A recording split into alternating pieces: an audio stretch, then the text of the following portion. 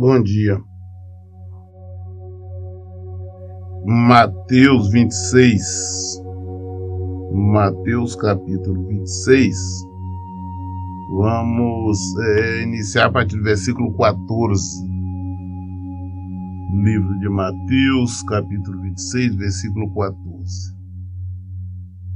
E aconteceu que um dos 12, chamado Judas Iscariote, foi ao encontro do chefe dos sacerdotes e lhe propôs: o que me dareis caso eu vou-lo entregue? E lhe pagaram o preço, 30 moedas de prata. E deste momento em diante, procurava Judas uma ocasião apropriada para entregar Jesus. Judas Iscariote, que era um dos discípulos de Jesus, um dos 12, né? Esses 12 eram os mais chegados, eram os 12 amigos de Jesus. Prova tal que, inclusive, no próprio livro de Mateus, nesse mesmo capítulo, mais à frente, quando Judas o trai e o entrega, né? Com um beijo, indicando quem era, Jesus chama de amigo.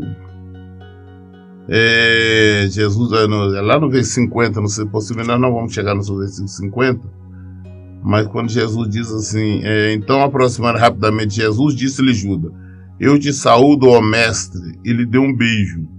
Jesus, contudo, lhe perguntou: amigo, para que vieste? No mesmo instante, os homens avançaram sobre Jesus e o prenderam. Jesus não deixou de chamá-lo de amigo até no último momento, sabendo que ele já tinha o traído. Jesus não tinha somente esses 12 discípulos, ele teve muito mais discípulos. Alguns ficaram no anonimato, outros não tinham coragem de assumir publicamente, com medo dos religiosos, ali, dos fariseus, dos saduceus.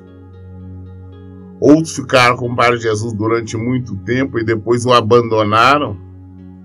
De certa feita, Jesus enviou 70 discípulos, né? E no final só restou 12. Tinham vários discípulos, mas no próprio livro de João, lá no capítulo 6, no versículo 66, nós vemos como a maioria dos discípulos abandonaram Jesus, deixando só restando os 12. Quando Jesus começou a pregar, falando: não, eu sou o pão do céu, vocês têm que comer minha carne, beber o meu sangue. Aí a maioria abandonaram Jesus. Falou: esse discurso é muito duro, quem é que pode ouvir? Jesus virou depois para os 12 e falou: vocês não querem ir também? Então, esses discípulos, estes 12 eram íntimos de Jesus. Esses 12 acompanharam Jesus durante todo o ministério terreno de Jesus. Receberam poder de Jesus. Quando Jesus os enviou para expulsar demônios, tudo, Jesus deu poderes a eles. E eles, no nome de Jesus, expulsaram o demônio, curaram o enfermo, fizeram tudo. Estes amigos, discípulos de Jesus, conhecia bem Jesus, sabia que ele era o Filho de Deus. E mesmo assim, um deles era o traidor, estava traindo Jesus. Mas apesar que não é novidade não, porque nós sempre seremos traídos somente por amigos, por conhecidos, pessoas em que nós confiamos. Porque se é inimigo, no inimigo nós estamos o tempo todo de olho nele e não vamos permitir que ele nos traia. Nós estaremos sempre alerta.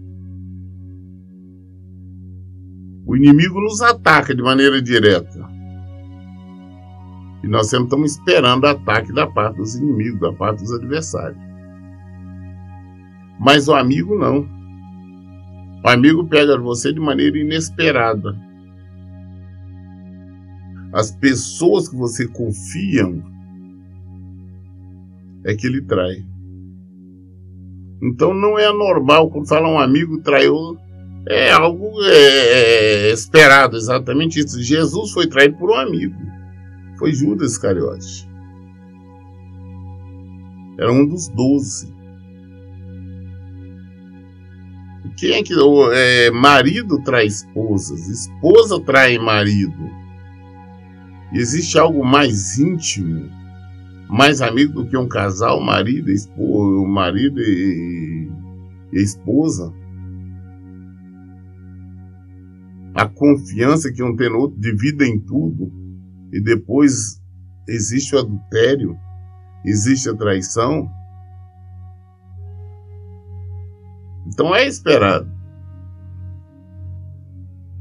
Então Jesus sabia também que ia ser traído por Judas.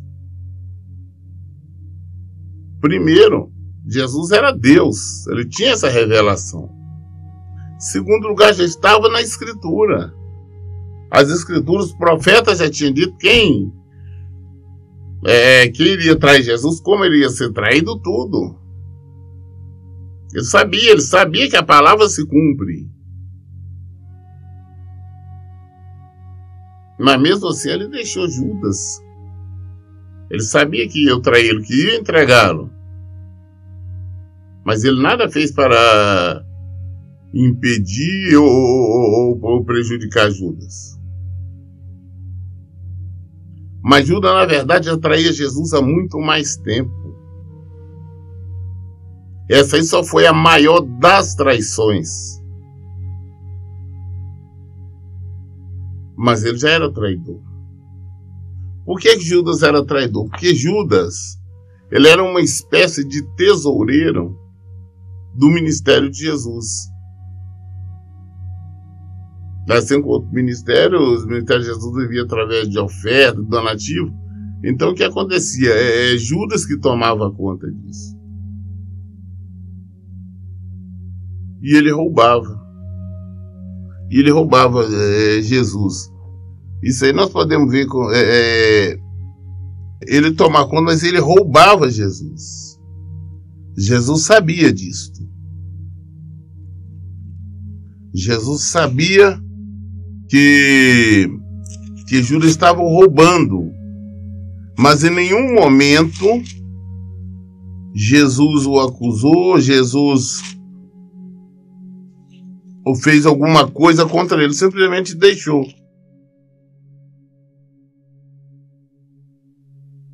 Então ele já vinha traindo o ministério de Jesus há muito tempo. Assim como tem muitos que traem Jesus. Assim como tem muitos que acham que está traindo Jesus, mas que Jesus não está vendo. João 12. João 12, versículo 6 diz assim, versículo 3. Maria pegou uma libra de bálsamo de nardo puro, um óleo perfumado muito caro, ungiu os pés de Jesus e os enxugou com seus cabelos, e a casa encheu-se com a fragrância daquele bálsamo. Mas um dos seus discípulos, Judas Iscariote, filho de Simão, que mais tarde iria traí-lo, objetou: por que este bálsamo perfumado não foi vendido por 300 denários e dado aos pobres? Ele não disse isso por se importar com os pobres, mas porque era ladrão, sendo responsável pela bolsa de dinheiro, frequentemente tirava o que nela era depositado. Então, a palavra deixa claro, ele era ladrão. Então, durante o ministério de Jesus, ele estava roubando Jesus, ele estava traindo Jesus há muito tempo. Porque quem está te roubando está lhe traindo. Se você tem um amigo que frequenta sua casa, ele está roubando, tirando alguma coisa escondida, ele está lhe traindo. Se você tem um amigo, um funcionário que está no seu conjunto com você, mas ele está lhe roubando, ele está lhe traindo. Então ele vivia constantemente traindo Jesus. Só que a maior das traições dele foi essa de entregar Jesus. Aí nós, da mesma forma, nós começamos a cometer pecados pequenos, coisinhas simples. Aí isso não tem problema. É uma coisinha simples. Mas nós, na verdade, estamos traindo Jesus. E nós vamos acostumando com o pecado. Começa com uma coisinha pequena, uma mentirinha, um pensamentozinho errado. E aquilo vai aumentando. Vai aumentando. Até o ponto que nós queremos matar Jesus. Até o tempo que nós queremos que Jesus morra. Sim, porque quando nós estamos cheios do pecado, nós queremos que Jesus morra, porque Jesus é a luz. E a luz mostra os nossos erros, ele mostra as trevas, ele mostra os nossos pecados, os nossos erros. E nós não queremos que os nossos erros, que os nossos pecados sejam conhecidos. E por não queremos, nós queremos que afasta Jesus, tire essa luz daqui. Judas Iscariotes era um amigo de Jesus. Então o fato hoje das pessoas estarem frequentando uma igreja, uma denominação, estarem com Bíblia debaixo do braço ou fazendo qualquer outra coisa, não é nenhuma garantia de que seja realmente um filho de Deus. Judas estava no meio dos amigos de Jesus, mas era um traidor, era um ladrão. E assim nos templos denominacionais também estão cheios. As congregações estão cheias de Judas Iscariotes. O problema é que essas pessoas, elas se acostumam com pequenos erros, pequenos pecados. Ah, não tem problema. Não tem problema. Até que comete o erro maior. Aí não tem mais volta. Versículo 17. No princípio da festa dos pães asmos, os discípulos aproximaram-se de Jesus e o consultaram. Onde deseja que preparemos a refeição da Páscoa? Jesus sabia tudo, sabia que ia ser traído, sabia que Judas já tinha procurado os sacerdotes e proposto em entregar Jesus. Sabia que ele já tinha vendido o Senhor, já tinha entregado o Senhor por 30 moedas de prata. Jesus sabia tudo isso. Sabia, assim como ele sabia também que ele ia ser preso, ele ia morrer. Mas ele não desviou o caminho dele. Ele fez tudo o que tinha que ser feito. A palavra tinha que se cumprir. A palavra dizia que ele ia participar da última ceia, então ele ia fazer a última ceia assim. Ele já tinha programado. Jesus não ficou a lamentar, Jesus não procurou acusar Judas agora diante de todos. Não. Falou, não, eu vou fazer aquilo que está programado, aquilo que meu pai se determinou. Participar da ceia. Ele mais os 12. E entre os 12 estava Judas Iscariotes. E Judas procurando um momento adequado, um momento oportuno, uma situação favorável para ele entregar Jesus. Ele estava procurando um jeito de entregar o Senhor. Jesus sabendo disso. E Jesus preocupado simplesmente em ceiar com ele, cumprir a palavra do Pai. Se perguntaram, onde é que você quer que nós vamos preparar a ceia? Em que lugar? Aí Jesus disse, ao que Jesus os orientou. Ide à cidade, procurai um certo homem, e falai a ele. O mestre manda dizer-te, é chegada a minha hora, desejo celebrar a Páscoa em tua casa, juntamente com meus discípulos. Os discípulos fizeram como Jesus lhe havia instruído e prepararam a Páscoa. Jesus já tinha deixado programado uma casa, uma residência onde iria fazer essa ceia.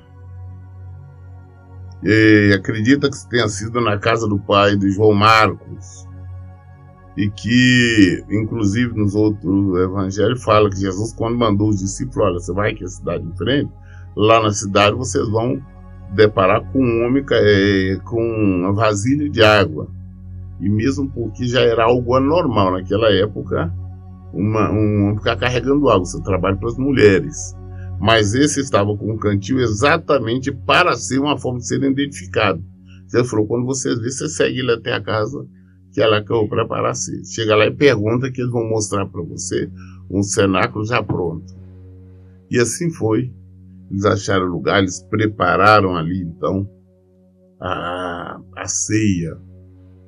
E Jesus então foi ceiar com seus discípulos, com seus amigos. Versículo 20. Ao pôr do sol estava Jesus reclinado próximo à mesa com os 12. E durante a refeição Jesus revelou: com toda certeza vos afirmo que um dentre vós me trairá. Jesus está ali na mesa, na hora ali, está todos ali. Jesus falou, olha, com toda certeza, um de vocês vai me trair. No meio de vocês aqui tem um que é traidor. Jesus poderia dizer, não, Judas Iscariote é o traidor. Mas não, ele falou, não, tem um de vocês que é traidor.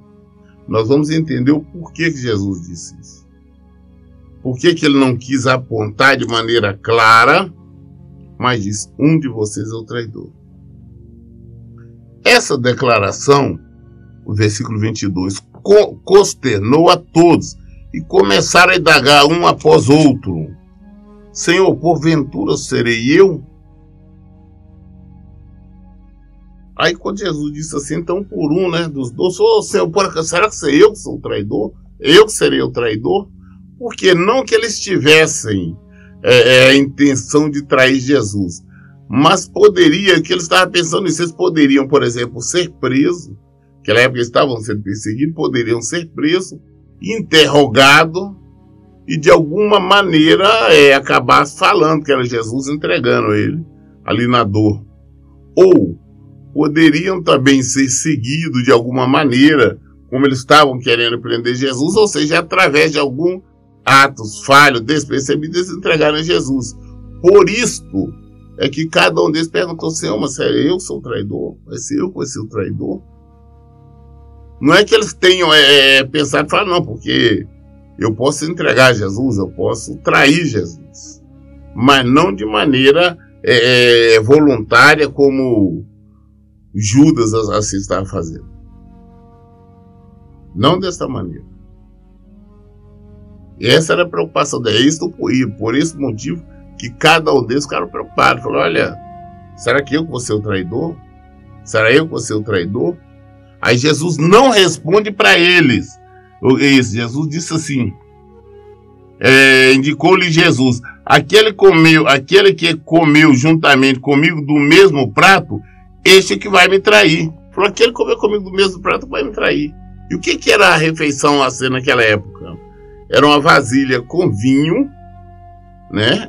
O suco de uva ali concentrado, e eles pegavam o pão, né? E molhavam ali no vinho, no suco, e às vezes colocavam a carne no carneiro, outra coisa, no pão e comia.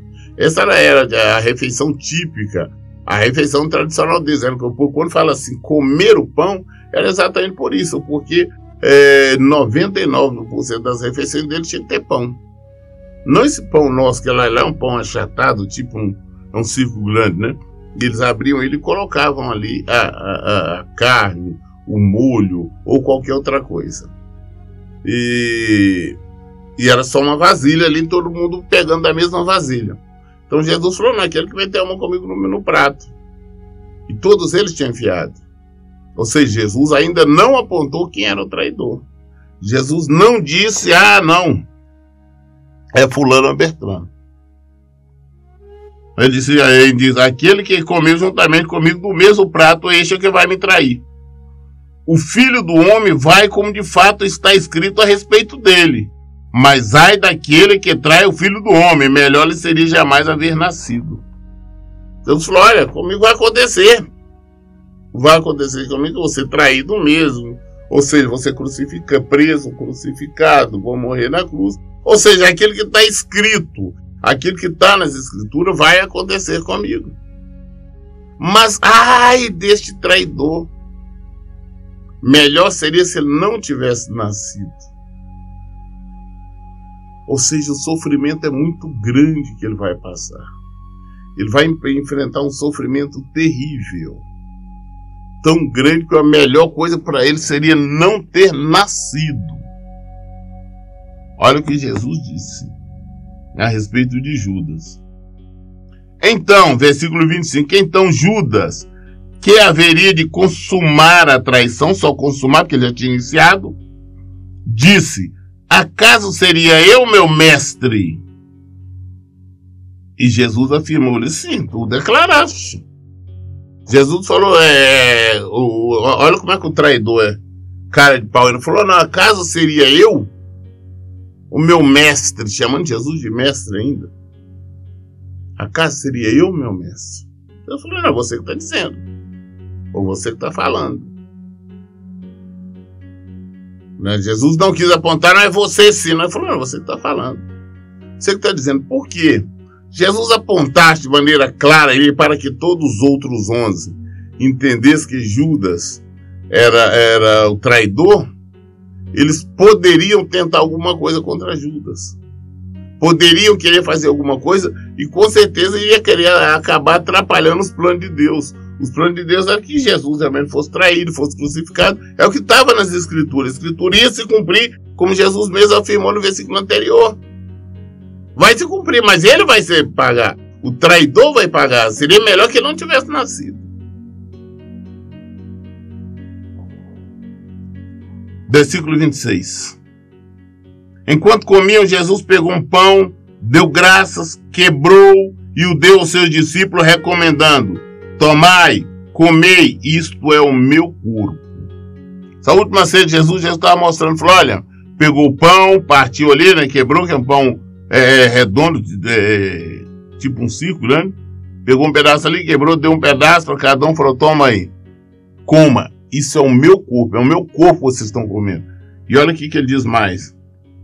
Em seguida tomou um cálice, deu graças, entregou aos seus discípulos, proclamando, bebei dele todos vós. Depois tem o cálice cheio de vinho, né, que seria o suco, sem fermentação, concentrado ali, falou, bebei dele todos vocês, que era uma taça para passava na mão de todo mundo ali.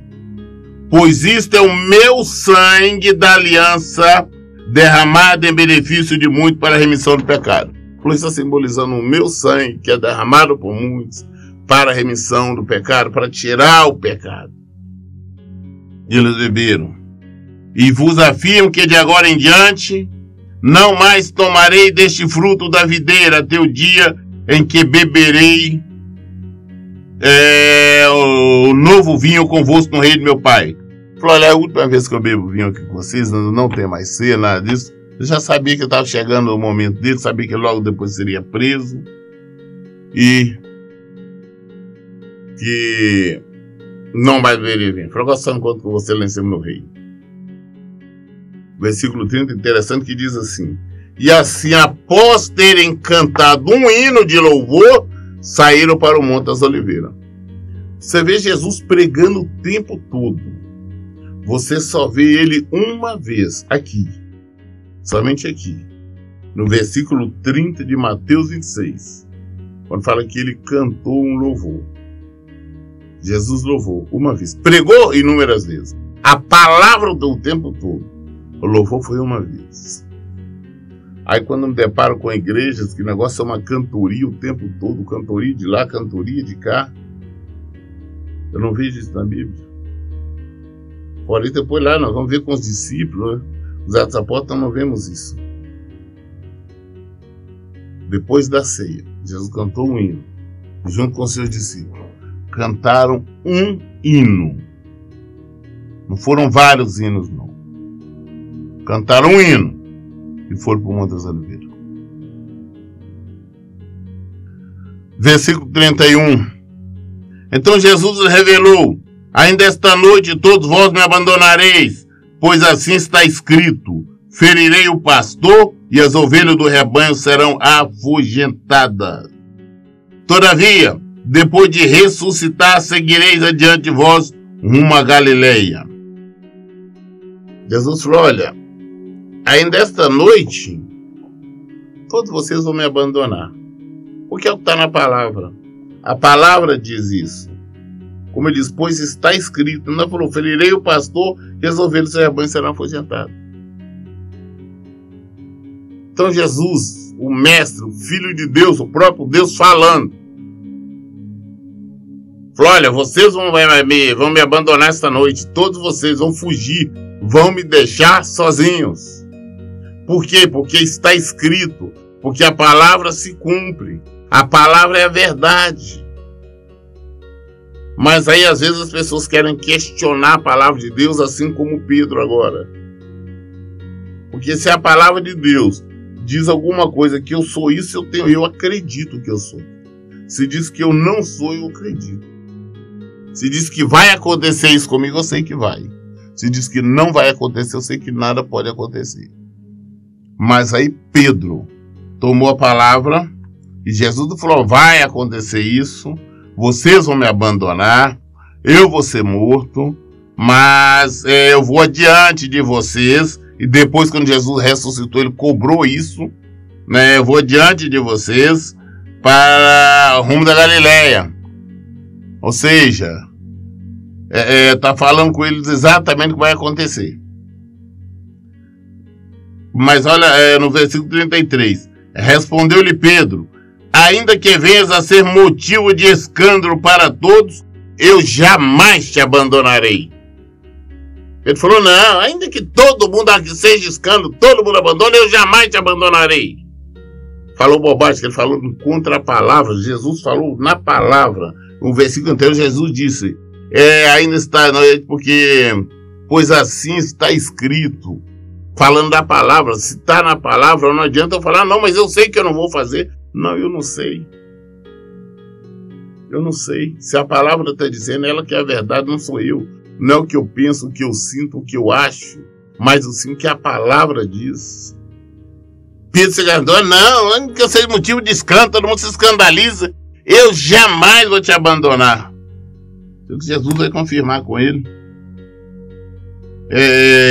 Pedro falou contra a palavra, mas Jesus falou com ele: olha, replicou-lhe Jesus, versículo 34, com certeza te asseguro que ainda esta noite, antes mesmo que o galo cante 3 vezes, tu me negarás. Falei: rapaz, vai me negar assim, ó, ainda esta noite, antes do galo cantar 3 vezes, você vai me negar. Você vai me negar. Se está na palavra, não tem como nós discutir, não. Vai acontecer. Pedro, na hora ali, na emoção, no impulso, falou: não, todo mundo pode te negar, mas eu jamais. Eu falei: não, é que o galo canta 3 vezes. Antes disso, você já me negou. Então Pedro lhe declarou: mesmo que seja necessário que eu morra junto de ti, de modo algum te negarei. E todos os discípulos fizeram a mesma afirmação. Pedro falou: não, porque morrer eu morro, mas jamais eu vou te negar, jamais eu vou te abandonar.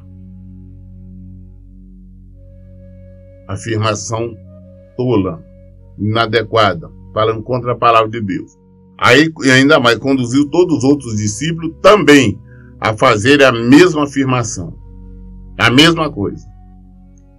Mas não dá tempo, não vamos ler, mas nós sabemos. Quando Jesus foi preso, todos eles abandonaram Jesus. Todos eles correram, fugiram. Deixaram Jesus sozinho. A palavra se cumpriu. E mais, Pedro, nós conhecemos a história, Pedro negou Jesus. Ele conseguiu entrar lá na casa do sacerdote, do sumo sacerdote, olhando de longe, seguindo, no meio dos escarnecedores, esquentando fogo no meio dos perseguidores de Jesus, e por 3 vezes ele negou. Na última tarde negou, falou: não conheço esse homem, não sei quem é, eu não quero saber.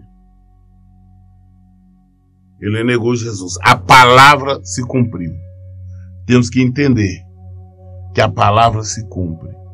Temos que ser mais inteligentes, observarmos mais a palavra, para não cairmos nas astutas ciladas do diabo. Nós lemos hoje Mateus 26, do versículo 14 até o versículo 35. Todas as dúvidas nós esclarecemos na Bíblia. Por isso, em todo o tempo eu digo, leia e pratique a Bíblia. Que Deus abençoe. Então, bom dia.